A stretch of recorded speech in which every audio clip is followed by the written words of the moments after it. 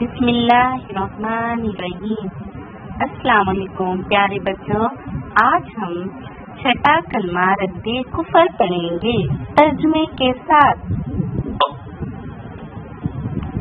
اللهم إني أعوذ بك من أن أشرك بك شيئا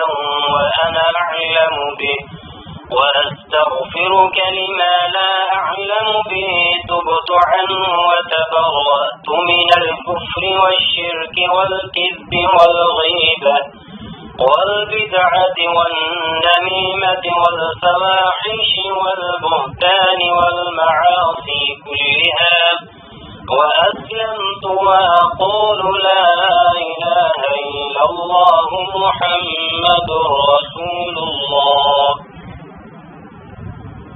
اس کا ترجمہ ہے، اے اللہ میں تیری پناہ مانگتا ہوں اس بات سے کہ میں کسی شے کو تیرا شریک بناؤں، جان بوجھ کر، اور بخشش مانگتا ہوں تجھ سے اس شرک کی جس کو میں نہیں جانتا، اور میں نے اس سے توبہ کی اور بیزار ہوا کفر سے اور شرک سے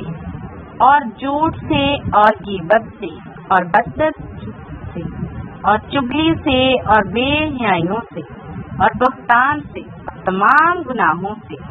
اور میں اسلام لایا اور میں کہتا ہوں کہ اللہ کے سوا کوئی عبادت کے لائق نہیں،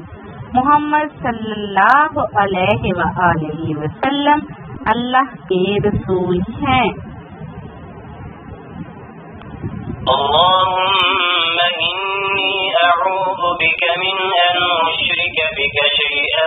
وأنا أعلم به وأستغفرك لما لا أعلم به تبت عنه وتبرأت من الكفر والشرك والكذب والغيبة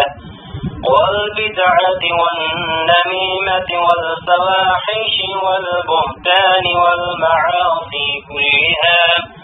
وأسلمت وأقول